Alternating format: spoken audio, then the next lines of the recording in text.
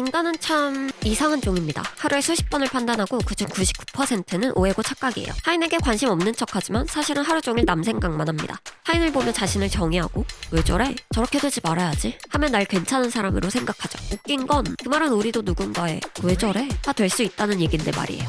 자신이 보고 있는 게 단 하나의 진실이고 정의라고 착각합니다. 하지만 사실 인간은 보고 싶은 것만 봐요. 더 정확히 말하자면 렌더링된 것만 본다고 말할 수 있습니다. 이게 무슨 얘기냐고요? 인간을 미워하고 오해하고 욕하고 증오하는 감정의 거의 모든 원인은 바로 보이지 않기 때문에 존재하지 않는 것 같은 세계에 있단 말이죠. 예를 들어 카메라로 무언가를 찍는다면 렌즈 앞에는 내가 볼 수 있는 세상의 한 조각이 생기죠. 이렇게 나온 사진은 네모난 프레임이지만 사실 이 프레임이 포착하는 3차원 공간은 이런 모양이에요. 우리는 이걸 프러스텀이라고 부릅니다. 너무 가까우면 카메라가 초점을 못 잡고 너무 먼 건 안 보이거든요. 뜬금없이 뭔 카메라 얘기야 하시겠죠? 그럼 그냥 눈을 떴을 때를 생각해볼까요? 우리가 볼 수 있는 시야각은 한정적이에요. 지금 내가 이 자세로 유튜브를 보고 있다면 여러분 뒤에 뭐가 있는지는 아마 예상할 수 있겠죠. 매일 보던 의자, 가방 같은 것들요. 수십 번도 더 본 풍경이니까요. 그런데 앞만 보면서 뒤를 동시에 볼 수는 없죠. 보기 위해선 고개를 뒤로 돌려야 합니다. 그래야 풍경이 비로소 내 시야에 존재해요.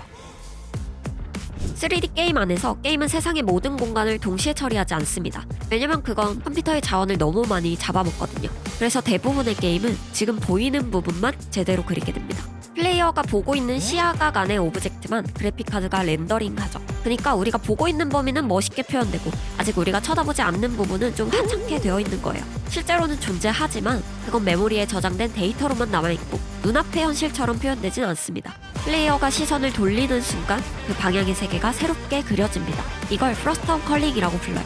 시야의 원뿔 모양 안에 있는 것만 선택해 렌더링하는 기술이죠. 플레이어가 쳐다보지 않는 곳은 실제로는 존재하지만 그려지진 않는다.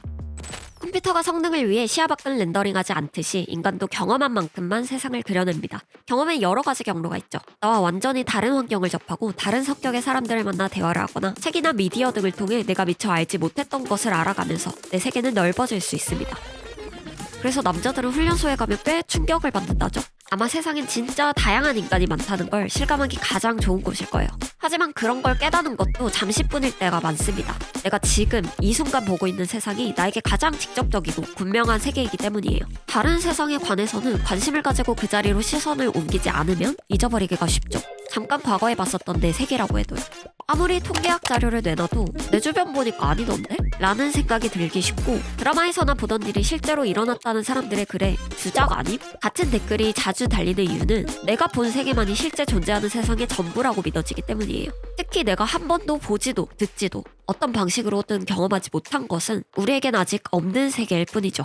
그리고 이건 잘못이 아니라 어쩔 수 없는 인간의 본능일 거예요. 우리도 최적화된 삶을 살기 위해서는 내 시야 밖까지 계속 렌더링하고 있기엔 용량이 부족하지 않을까요?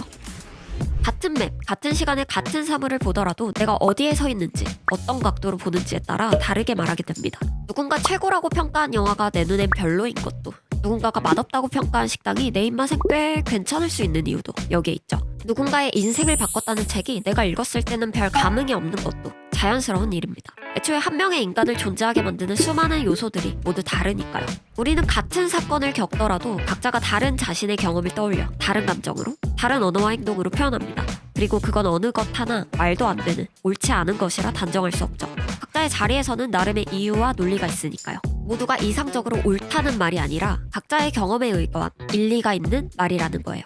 아무리 내 시선에서는 말도 안 된다고 느껴도요. 그러니까 말도 안 된다는 내 말도 일리가 있고 그 말도 안 되는 말도 그 사람 입장에선 일리가 있다는 거죠. 그러니 누군가의 말을 듣고 댓글을 보고 답답한 마음이 들 때가 많다면 그건 당연한 겁니다. 우린 답답할 수밖에 없어요. 다 각자의 자리에서만 이야기하니까요. 고개를 돌리거나 자리를 옮겨볼 생각을 하지 않으니까요. 그건 좀 귀찮으니까. 그리고 우린 누구와도 완전히 똑같을 순 없으니까요. 우리는 살면서 무례하다고 느끼는 타인의 말에 스트레스를 받고 잘 맞던 친구와 어느 순간 주변 상황이 변하며 함께 던질 공간거리가 사라지는 아쉬움을 느끼기도 하죠. 사랑을 하고 상처를 받고 다시 사랑하며 기뻐했다가 누군가를 떠나보내며 그리움을 경험합니다. 인생을 통틀어서 길게 펼쳐본다면 대부분의 인간은 살면서 비슷한 경험을 하고 보편적인 감정을 공유할 거예요. 하지만 그 모든 걸 완전히 똑같은 순서로 경험하는 사람들은 이 세상에 없습니다. 그렇기 때문에 우린 같은 시간, 공간 안에 있어도 모두가 각자 다른 시공간을 향유하고 있는 거예요. 다른 시공간에 있는 상대방과 내가 동시에 완전히 똑같은 감정을 느끼길 바란다면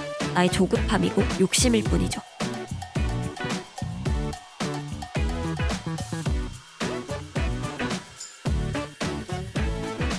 결국 우리는 서로 다른 프러스텀을 가진 존재들이니 이해가 안 되는 건 아주 자연스러운 일이다. 잠깐씩 답답할 때도 있고 때론 상대를 설득하기 위해 열렬한 토론을 벌이기도 하죠. 서로의 관점을 맞춰가는 그런 적극적인 소통은 이상적인 민주주의의 한 형태니까요. 뭐 하나 나쁜 건 없고 정답도 없습니다. 이때 실제로 문제가 발생하는 시점은 내가 답답한 건 당연하고 저 사람이 답답해하는 건 이해가 안 될 때, 내 말이 무조건 옳고 저 사람은 옳지 않기 때문에 도대체 왜 저럴까? 로 시작해 끊임없이 그 사람을 욕하면서 내 마음이 온갖 부정적인 에너지로 가득 차버릴 때죠. 그럴 때 이걸 기억할 수 있으면 좋겠어요. 우리가 모르는 무수한 세계가 있다는 것을 인정하자. 그 세계는 내 호기심이 발동하기 전까진 존재하지 않는 것처럼 느껴지니까요.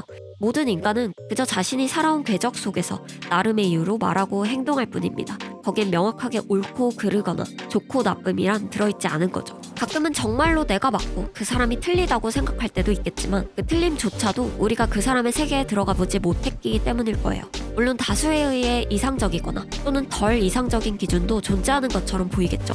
하지만 범법이나 부도덕한 행위를 제외한다면 매번 모든 걸 명확하게 분별하려는 습관은 결국 나를 갉아먹기도 해요.